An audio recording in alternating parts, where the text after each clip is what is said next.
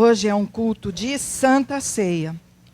E vocês sabem que toda Santa Ceia é comum, na maioria dos cultos, nós lermos em 1 Coríntios 11, 23.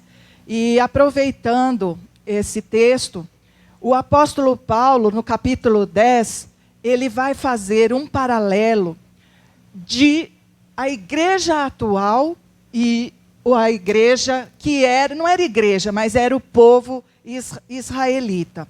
E ele vai falar que ele gostaria que a igreja atual não fosse ignorante de alguns assuntos.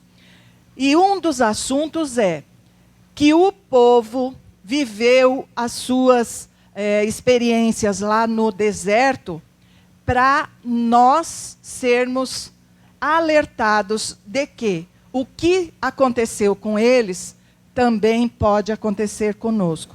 Então, nesse capítulo 10 de 1 Coríntios, nós vamos ver que ele vai falar que todos comiam e bebiam da mesma matéria espiritual, que era Cristo. Então você pode pensar, nossa, mas nós estamos falando de Moisés e eles estavam comendo a comida que era Cristo? É o que o apóstolo Paulo fala, que a bebida espiritual e a comida espiritual era Cristo, porque Cristo era aquela rocha. E ele vai falar que todos eles foram batizados, tanto na hora que eles passaram pelo Mar Vermelho, quanto na hora que eles estavam debaixo da nuvem. Vocês se lembram que tinha uma nuvem que protegia eles do sol, para eles caminharem debaixo dessa nuvem? Então, eles foram batizados nestas duas formas, como sendo seguidores de Moisés. E Paulo vai falar, olha, vocês também, ele está falando para nós aqui, vocês também comem da mesma comida espiritual, que é a palavra de Deus, bebem da mesma bebida espiritual, e vocês todos também foram batizados. Aliás, quem não foi batizado, entregue o seu nome para o pastor Michel, que nós vamos providenciar um batismo, que agora nós temos condições. Então, todos nós estamos em pé de igualdade com aquele povo lá no Egito. Mas o que aconteceu com eles? Eles pecaram. E a maioria deles não entrou na terra prometida. E o apóstolo Paulo está falando, eu estou querendo avisar vocês, para vocês não fazerem a mesma coisa que eles fizeram, e quase todos se perderam. Por quê? Porque nós temos um chamado, mas nós temos que perseverar nesse chamado. O que aconteceu com eles? Eles cobiçaram, quiseram ficar, várias pessoas quiseram o lugar de Moisés. Eles fizeram ídolos para si mesmos, deixaram de adorar a Deus para adorar os ídolos. Eles se prostituíram sexualmente, de maneira que Deus, num único dia, precisou exterminar com 23 mil daquela população. Eles tentaram ao Senhor e por isso foram enviadas serpentes venenosas como forma de punição pelo que eles fizeram. Eles murmuraram contra o Senhor, e são coisas que nós estamos sendo alertados para nós não fazermos a mesma coisa, para nós não imitarmos. Quando eles murmuraram, veio um anjo do Senhor e exterminou muitos. E de tudo desse capítulo 10, o versículo 21 vai nos falar: não podeis beber o cálice do Senhor e o cálice dos demônios. Não podeis ser participantes da mesa do Senhor e da mesa dos demônios.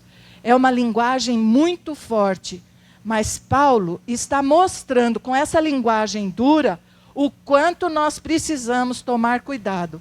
Porque, às vezes, hoje é dia de Santa Ceia, é um alimento de Cristo, e nós precisamos ficar atentos para que a gente não faça o que o povo fez. E nesse capítulo, o apóstolo vai falar que eles comeram e beberam o alimento espiritual e saíram para farrear. É essa palavra que está na minha Bíblia. Eles saíram para farra. É uma linguagem muito forte, mas porque Deus nos ama e Deus está nos alertando.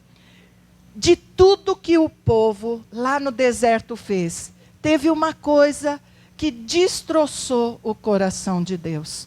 Foi o caso do maná. Isso deixou o coração de Deus muito dolorido. Eles saíram do Egito, assim como nós saímos do mundo.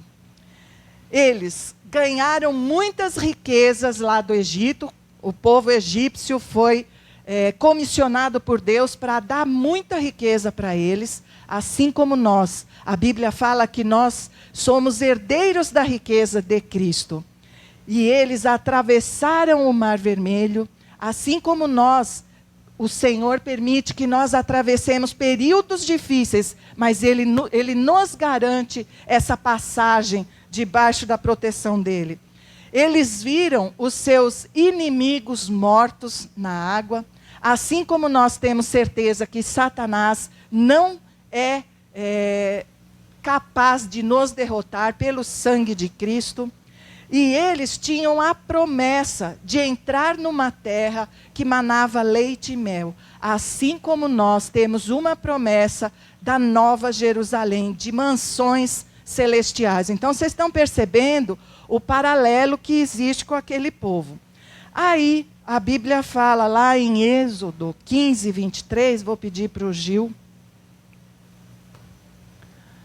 Êxodo 15, 23 fala que eles chegaram a Mara, mas não podiam beber das suas águas, porque eram amargas.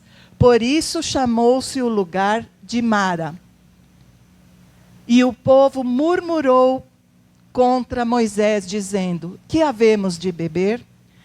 Nesse episódio, irmãos, eles estavam sedentos, eles tinham muita sede, porém, quando eles, apesar de tudo que a gente enumerou aqui, eles olharam para a falta de água e começaram: que havemos de beber? E vocês se lembram lá de Mateus, quando Jesus fala no Sermão da Montanha: não vos preocupeis com o que haveis de beber, com o que haveis de comer, porque os gentios é que se preocupam com essas coisas, e o Senhor vai fazer aquele sermão tão lindo.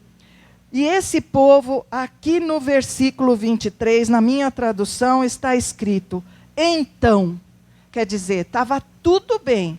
Eles estavam indo para uma terra maravilhosa, mas então, a primeira dificuldade que apareceu, eles começaram a murmurar.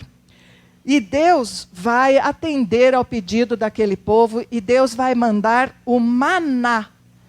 E o propósito desse maná, a Bíblia fala, aqui no versículo 16, 4, no capítulo 16, 4, o povo sairá e colherá diariamente a porção para cada dia, para que eu o prove se anda na minha lei ou não. Muitas vezes, Deus manda provação. Deus, nesse caso, enviou essa provação. Ele mandou o maná e ele queria ver se o povo andava na sua lei ou não.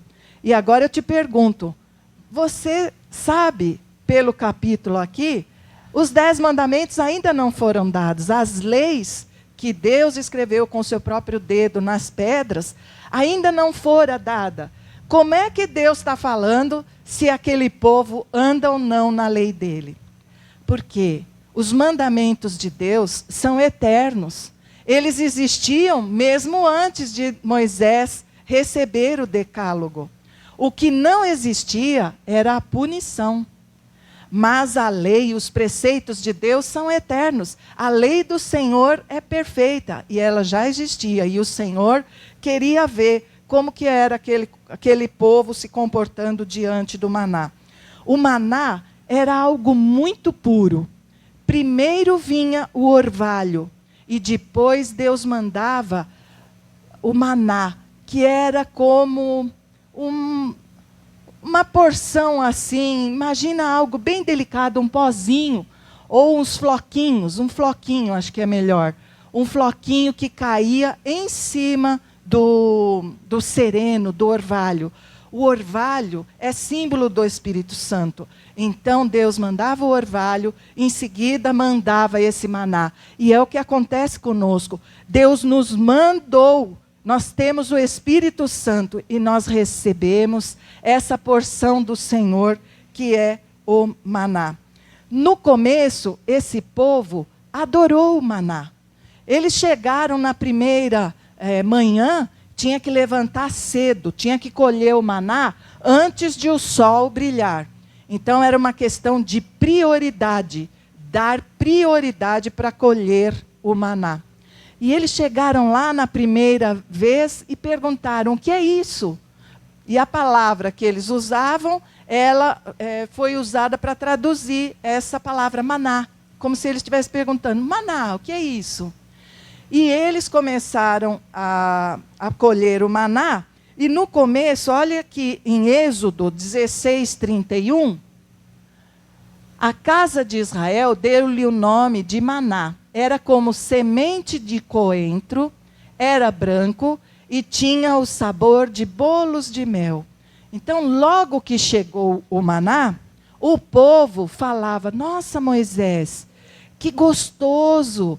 Ele tem um gosto, um sabor de bolo de mel, que devia ser uma delícia.